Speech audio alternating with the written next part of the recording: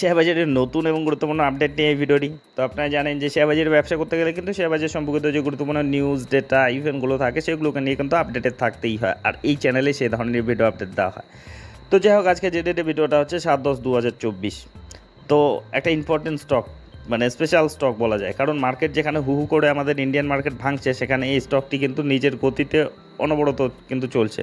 আজকের ডেটেও বড়সড় র্যালি দিয়েছে। তো ভারতীয় বাজার যে ভাঙছে, যার পেছনে প্রচুর কারণ রয়েছে। এর আগেও অনেকগুলো ভিডিও করা হয়েছে এই নিয়ে কী কী কারণ রয়েছে, যার মধ্যে প্রথমেই হচ্ছে মিডিল ইস্টের যে সমস্যা চলছে, যার পরিপ্রেক্ষিতে সেই মিডিল ইস্টের দেশগুলো থেকেই কিন্তু আমদানি করা হয় যে ক্রুড অয়েল, আর সেই ক্রুড অয়েলের যে জায়গাগুলো সেগুলোতেই সমস্যা চলছে, যার জন্য ক্রুড অয়েলের দাম হু হু করে বাড়ছে। আর ক্রুড অয়েলের দাম বাড়লে কিন্তু আমাদের ভারতীয় বাজারে তার প্রভাব পড়েই। যারা মার্কেটে রয়েছে তারা জানেন, ডিটেলসে এগুলো বলাও হয়েছে, দেখে নেবেন। তো যাই হোক, এই সিচুয়েশনটা তো একটা হলো। আর একটা, আমাদের মার্কেট কিন্তু একেবারে অল টাইম হাই ছিল আর কি, মানে 2-4 দিন আগেও ছিল, এখনও আপনি যদি লং টার্মে হিসাবে দেখেন, এখনও গত এক বছরে মানে আমাদের ইন্ডিয়ান মার্কেট আর কি, মানে নিফটি 50-র কথা ধরলাম, এক বছরে 27% মতো রিটার্ন দিয়েছে। মানে স্টকগুলো যেরকম রিটার্ন দেয়, যেখানে এভারেজ পারফরমেন্স বছরে 12-13-14-15% এরকম থাকে, সেখানে 27% মতো দিয়েছে। তো বুঝতে পারছেন কী ধরনের গতি দিয়েছে। গত 5 বছরে হিসাবে দেখুন 119% মতো রিটার্ন দিয়েছে, মানে নিফটি 50 ইন্ডেক্সের কথা বলছি, এটা কোনো স্টক না। তো বুঝতে পারছেন একেবারে কিন্তু দুর্দান্ত গতিতে রয়েছে। তো এই গতির পর একটা ডিসেন্ট কারেকশন, সেটা কিন্তু জরুরি, নাহলে মার্কেট তো ওভারভ্যালুড হয়ে যাবে, চলতেই থাকবে, এটা তো কোনো দিন হয় না। তো এখন কতগুলো কারণ খুঁজে পাওয়া গিয়েছে, এবং যেগুলো খুব শক্তিশালী কারণ আর কি। মিডিল ইস্টের সমস্যা, যার মধ্যে ক্রুড অয়েলের দাম বাড়ছে। 3 নম্বর হচ্ছে আমাদের যেহেতু ওভারভ্যালুড হয়ে গিয়েছে, তার মধ্যে মানে বিক্রি চলছে আমাদের মার্কেটে, মোট কথা বিক্রি চলছে, এবং যেটা সবচেয়ে বেশি আসছে এফআইএদের তরফ থেকে, যারা ফরেন ইনভেস্টর যারা। তো তারা তো যেসব গ্রোয়িং মার্কেট থাকে সেখানেই তো ঢুকবে। তো এখন ইন্ডিয়ান যে মার্কেটটা, সেটা কিন্তু ভালো রকম গ্রোথ একটা দেখিয়েছে গত কয়েক বছরে। সেখানে একটু ওভারভ্যালুড হলে কারেকশন আসে, একটু স্লোডাউন আসে, যেটা হচ্ছে, এবং তারা এখন খুঁজছে যে কোন মার্কেট গ্রোয়িং রয়েছে। তো এক্ষেত্রে সবচেয়ে যেটা এশিয়ার মধ্যে সবচেয়ে কম ভ্যালুয়েশনে রয়েছে, অ্যাট্রাকটিভ ভ্যালুয়েশনে রয়েছে, সেটা চায়নার মার্কেট। তো চায়নার মার্কেটে ইদানিং, চায়নার মার্কেটকে যদি আপনি দেখেন, গত কয়েক বছর ধরে নিচের দিকেই চলছিল, মানে অনেকটাই কারেকশনের দিকেই চলছিল, তাদের যে ইকোনমিক অবস্থা কিন্তু একটু খারাপই হয়েছিল। তো ইদানিং তারা স্ট্র্যাটেজিক কিছু পরিবর্তন করেছে, যার পরিপ্রেক্ষিতে তাদের ইকোনমিতে কিন্তু একটা গতি আসার সম্ভাবনা রয়েছে, এবং তাদের মার্কেট যেহেতু একটা অ্যাট্রাকটিভ ভ্যালুয়েশনে রয়েছে, কম ভ্যালুয়েশনে রয়েছে, সেখানে কিন্তু যে এফআইআইদের নজর পড়েছে, এবং এক্ষেত্রে ইন্ডিয়ান মার্কেট থেকে তারা বেরোচ্ছে এবং চায়নার মার্কেটে গিয়ে ঢুকছে। আপনি যদি ডেটা দেখেন, গত 3-4 ট্রেডিং সেশনে 40,000 কোটির মতো এফআইআইরা বিক্রি করেছে। তো কেন বিক্রি করছে, তার মূল কারণ কিন্তু এটা, যে চায়নার মার্কেটে দুর্দান্ত গতি এসেছে। আপনি যদি দেখেন, গত এক সপ্তাহে 20% র্যালি দিয়েছে, মানে একদিন 7-8% মোট করে দৌড়চ্ছে, মানে কি গতিটা এসেছে। আর আপনি যদি লং টার্মে চার্টটা দেখেন, 5 বছরে দেখুন, নিচের দিকেই যাচ্ছিল, একটা শার্প কিন্তু উপরের দিকে উঠেছে, যেটা এই কয়েকদিনই মাত্র হলো। যার মূল কারণ তারা কিছু সিদ্ধান্ত নিয়েছে আর কি তাদের ইকোনমি নিয়ে, এবং যার জন্যই কিন্তু এই গতিটা দেখা যাচ্ছে। এটা তাদের স্ট্র্যাটেজিক একটা পরিবর্তন আর কি। আপনি এটা চায়নার মার্কেট, হ্যাংসেংকে যদি দেখেন, হ্যাংসেংও গত 5 দিনে 9% মতো দিয়েছে, গত এক মাসে 34% মতো র্যালি দিয়েছে। মানে চায়নার মার্কেট কিন্তু দুর্দান্ত গতিতে এসেছে। তো এফআইরা কিন্তু আমাদের দেশ থেকে বিক্রি করে তাদের দেশে ঢুকছে। তো এটা একটা কিন্তু বড় কারণ। তার মধ্যে আমাদের ইন্টারনাল কিছু ব্যাপার রয়েছে, যেমন সেবি কিছু রুলস এবং রেগুলেশন তৈরি করেছে, যার জন্য মার্কেট প্রভাবিত হয়েছে, বিশেষ করে ডেরিভেটিভ সেগমেন্টে, যার জন্য মার্কেটের ভলিউম কমে যাওয়ার একটা সম্ভাবনা রয়েছে। তো যেটা মূল কথা আর কি, যেটা আমার ব্যক্তিগত যেটা অভিজ্ঞতায় বলে, যে মার্কেট কিন্তু ওভারভ্যালুড হয়ে গেছে। এই মুহূর্তে একটা কারেকশন, কনসলিডেশন মার্কেটকে কিন্তু সঠিক ভ্যালুয়েশনে আনতে সহযোগিতা করবে, এবং যেটাই হচ্ছে, এবং যার পরিপ্রেক্ষিতে বড় বড় ভালো ভালো শেয়ারও কিন্তু এই সময় কম দামে চলে আসে। এরকম সময়ের জন্যই কিন্তু বড় বড় ইনভেস্টররা অপেক্ষা করে থাকে। তো যাই হোক, এই অবস্থাতেও মানে এই ভিডিওটি যে স্টকটিকে নিয়ে, সেই স্টকটি কিন্তু দুর্দান্ত গতিতে রয়েছে, যেটা হচ্ছে সিজি পাওয়ার লিমিটেড, যেটা আজকের ডেটেও প্রায় 6%, 5%-এর মতো র্যালি দিয়েছে। 5%-এর মতো র্যালি দিয়েছে। গত 5 দিনের হিসেবে দেখলে একটু নেগেটিভ থাকলেও গত এক মাসে 13%-এর মতো রিটার্ন, লং টার্মে দুর্দান্ত পারফরমেন্স, 5 বছরে 5,000% মাল্টিপ্লিকার রিটার্ন দিয়েছে। তো সিজি পাওয়ার এবং ইন্ডাস্ট্রিয়াল সলিউশন লিমিটেড, এটা কী নিয়ে কাজ করে ডিটেলস একটু দেখে নেব আর কি। এই কোম্পানিটাকে নিয়ে, মানে কী কারণে এর মধ্যে গতিটা এসেছে সেই আপডেটটা যদি আপনি দেখে নেন, যে তারা একটা বড় ডিল করেছে। দেখুন, multiplier stock rises 6% on 36 million acquisition, check details. মানে তারা অ্যাকুইজিশন করলো এবং একটা বড় সড়ো কোম্পানিকে করলো, এবং যেটা ফিউচার ওরিয়েন্টেড একটা বিজনেসের সঙ্গে জড়িত, যেটা হচ্ছে সেমিকন্ডাক্টর বিজনেস। তো একটু ডিটেলসে পড়লেই বুঝতে পারবেন ব্যাপারটা। যে share of CG power and industrial solution gain 6% amid weakness in the broader market on Monday after the firm said has linked definitive agreement to buy Renesas Electronics Corporation radio frequency component business 36 million marketing its anti-semiconductor design। যে কোম্পানির সঙ্গে তারা মানে যে কোম্পানিকে তারা acquisition করলো, সেই কোম্পানির ক্ষেত্রে মানে সেই কোম্পানিটা সেমিকন্ডাক্টরের সঙ্গে জড়িত রয়েছে, সেমিকন্ডাক্টরের কাজের সঙ্গে জড়িত রয়েছে। দ্য আরএফ কোম্পানির business part of Japan based Renaissance, জাপানের এই কোম্পানিটা জেনারেটে $56 মিলিয়ন তারা রেভিনিউ জেনারেট করেছে 2023 সালে। মানে কী ধরনের শক্তিশালী কোম্পানি এটা? Under the agreement CG power will acquire intellectual property, equipment, তারপরে ইনভেন্টরিজ, তারপরে সিলেক্ট আপনার এমপ্লয়িজ, মানে সব কিছুর দিক দিয়ে তারা অ্যাকোয়ার করতে যাচ্ছে এবং বড় সড়ো সেটা অ্যাকুইজিশন হতে যাচ্ছে, যেটা কিন্তু এই কোম্পানির তাদের বিজনেসকে, বিশেষ করে এই সেমিকন্ডাক্টর সেক্টরে তাদের বিজনেসকে অন্য একটা মাত্রা দিবে, অন্য একটা পজিশনে নিয়ে যাবে। তো যার জন্য মার্কেটে কিন্তু ভীষণ রকম পজিটিভিটি দেখাচ্ছে, এত বড় নেগেটিভ সেন্টিমেন্ট থাকা সত্ত্বেও। মানে আজকের ডেটেও এটা 5% মতো র্যালি দিয়েছে, যেখানে এক একজনের পোর্টফোলিও বড় বড় লাল। মানে আমার ব্যক্তিগত পোর্টফোলিও আজকে কিন্তু বড় সড়ো নেগেটিভে শেষ করেছে। মানে কার পোর্টফোলিও পজিটিভে আজকের ডেটে শেষ করেছে সেটা যদি কারো থেকে থাকে কমেন্ট বক্সে লিখে জানাবেন। তো যাই হোক, এই সিজি পাওয়ার এটা কিসের বিজনেস করে?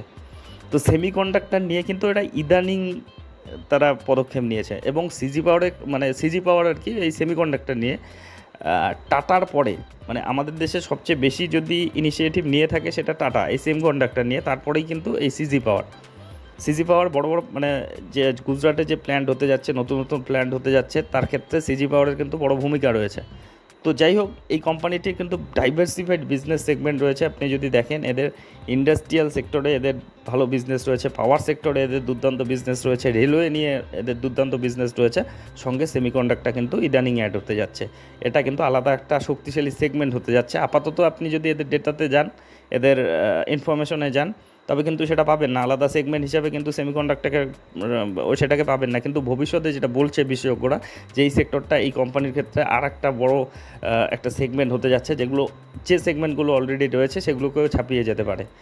দেখুন, এদের বিজনেস নেটওয়ার্ক 80টি গ্লোবাল মার্কেটে এদের উপস্থিতি রয়েছে। ম্যানুফ্যাকচারিং লোকেশন 9টিতে রয়েছে ইন্ডিয়ার মধ্যে। 86 বছরের বিজনেস রয়েছে, বড় তাদের বিজনেস নেটওয়ার্ক রয়েছে, কারণ তারা মুরুগাপ্পা গ্রুপ যে রয়েছে, একটা ভীষণ পরিচিত, ভীষণ শক্তিশালী গ্রুপ, সেই গ্রুপের কোম্পানি। তো ইন্ডাস্ট্রিয়াল ক্ষেত্রে আপনি যদি এদের প্রোডাক্টগুলো দেখেন, দেখলেই বুঝতে পারবেন এরা কিসের বিজনেস করে। এসি এবং ডিসি মোটরগুলো সেগুলো তৈরি করে, তারপরে জেনারেটর, অল্টারনেটর যেগুলো থাকে, তারপরে ড্রাইভস এবং অটোমেশন সেগুলো তৈরি করে, তারপরে কমার্শিয়াল মোটর, স্ট্যাম্পিং, ল্যামিনেটর সেগুলো, তারপরে ডোমেস্টিক এবং কমার্শিয়াল ফ্যান সেগুলো তৈরি করে। এরকম কিন্তু প্রোডাক্ট রয়েছে, অনেক প্রোডাক্ট রয়েছে, water heater, pump, service and বিভিন্ন ধরনের সার্ভিসও তারা প্রোভাইড করে।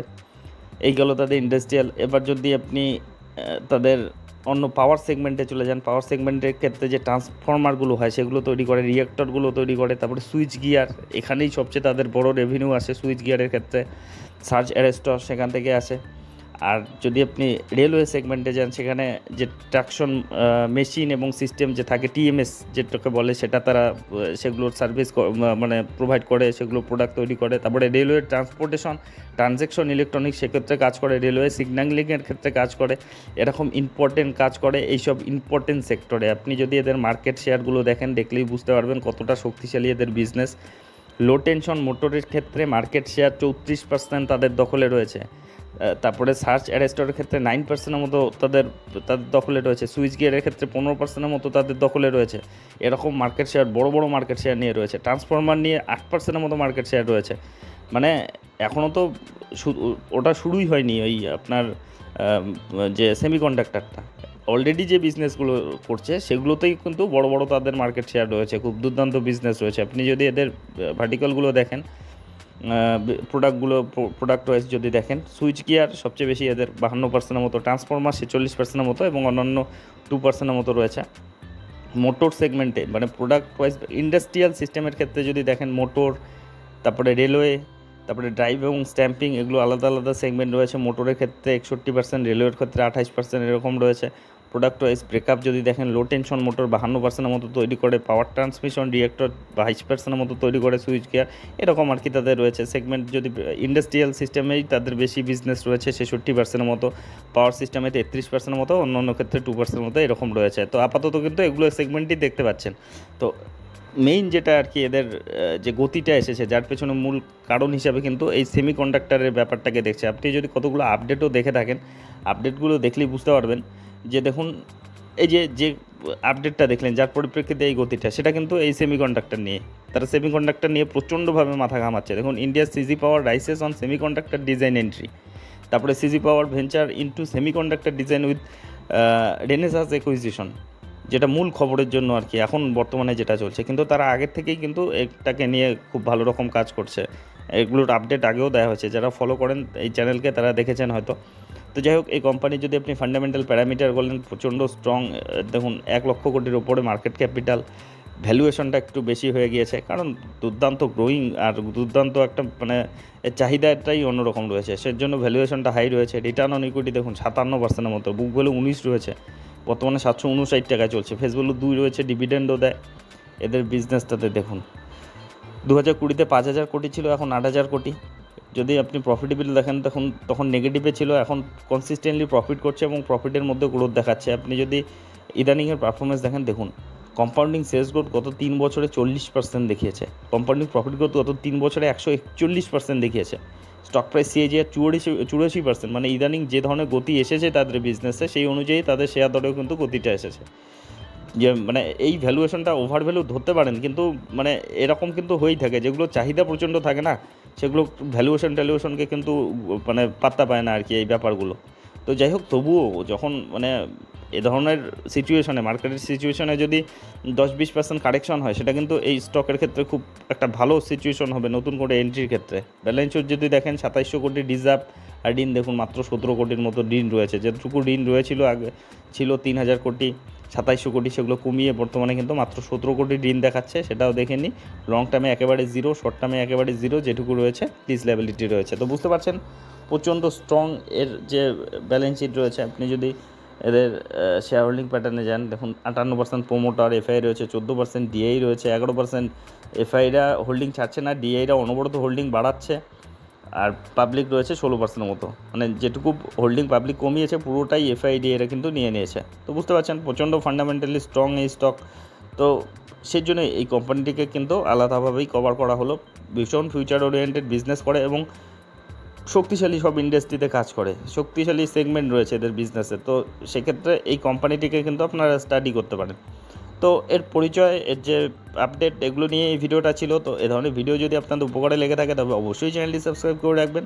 আর একটা বিষয় অবশ্যই, এগুলোকে ইন্ডিভিজুয়াল কভার করা হয়, প্রশংসা করা হয়, তাই এগুলো কিন্তু এগুলোকে আমার তরফ থেকে কোনো ধরনের রিকমেন্ডেশন নয়। এগুলো জাস্ট স্টাডি পারপাস থাকে, এদেরকে পরিচয় করে দেওয়ার উদ্দেশ্যে, এদের সিচুয়েশনগুলো কী রয়েছে সেগুলো জানানোর উদ্দেশ্যে থাকে। আপনি যখন ইনভেস্টমেন্ট করতে যাবেন আরও ডিপলি অ্যানালাইসিস করবেন, আপনার ফিনান্সিয়াল অ্যাডভাইজারের উপর দেখে নেবেন। আর অবশ্যই যে কোনো স্টকে ঢোকার আগে রিস্ক ম্যানেজমেন্টটা ঠিকঠাক রাখে তবে কিন্তু ইনভেস্টমেন্টের কথা ভাববেন। আর এই স্টকটি সম্বন্ধে আপনাদের কি মতামত অবশ্যই কমেন্ট বক্সে লিখে জানাবেন। তো যাই হোক, ভিডিওটি শেষ পর্যন্ত দেখার জন্য ধন্যবাদ।